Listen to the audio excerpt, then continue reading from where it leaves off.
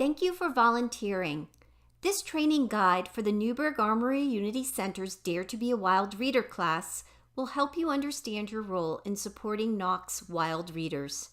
As a volunteer, you are joining a special community of lifelong readers. The goal for this class is to nurture a love of reading and lifelong learning. Your role is to share your reading life to support learners as they grow as readers. You may be asked to work with one or a small group of readers.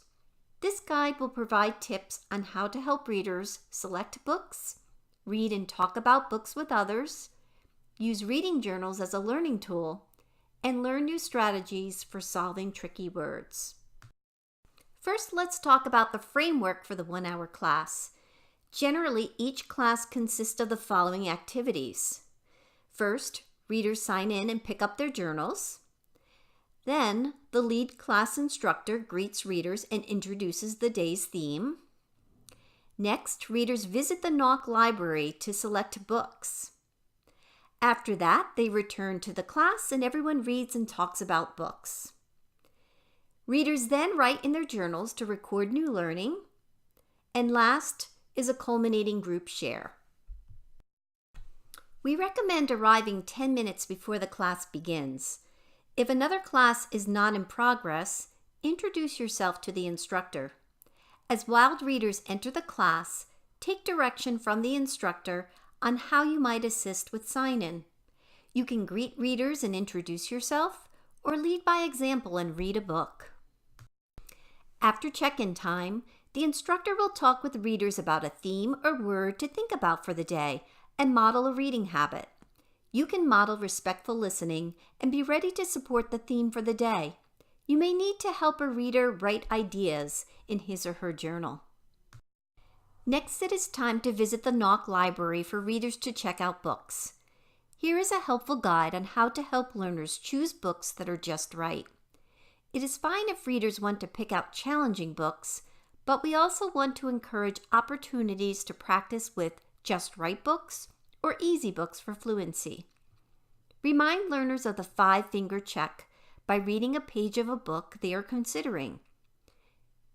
They want to make sure that there are only a few words on the page that they may need to figure out. What is most important is that the learners are excited to read the books they borrow. When you return to the room to read, determine whether you will be reading the book to the learner, share the reading with the learner, or if the learner will read to you and you will provide support. Each time might be different, depending on the reader and the selected book. If a reader does not need support, choose a book from the same series or topic so that you can have a book conversation together.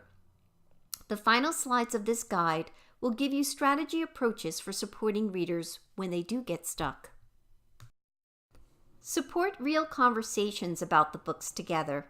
This can happen as you read or after you finish a book. Follow the lead of your readers by noticing when they are confused or show great interest.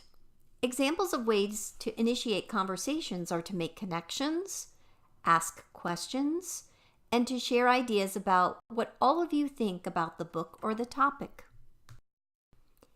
Each reader has a reading journal. This is a helpful tool for them to reflect on their learning and growth as a lifelong reader. Help learners record new words they learned while reading and to revisit their reading goals and habits. Depending on the reader, you may need to scribe ideas for them.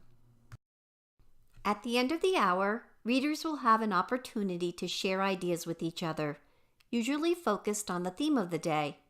You can help prepare your learner to share or model respectful listening during this time. Help readers prepare brief ideas so that others can share too.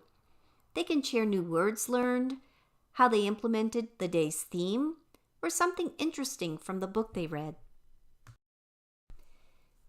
The last few slides highlight strategies you can use to help readers develop independent strategies for figuring out new words.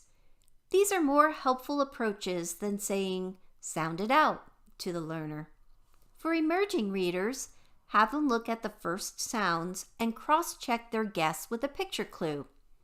Sliding your finger to blend sounds also helps learners to say the word smoothly. Be sure to only practice this with the words that follow regular conventions. For example, we cannot slide through the word of, O-F. It would sound like off, off. Additionally, reading needs to make sense, so have learners think about whether their guess fits the sentence.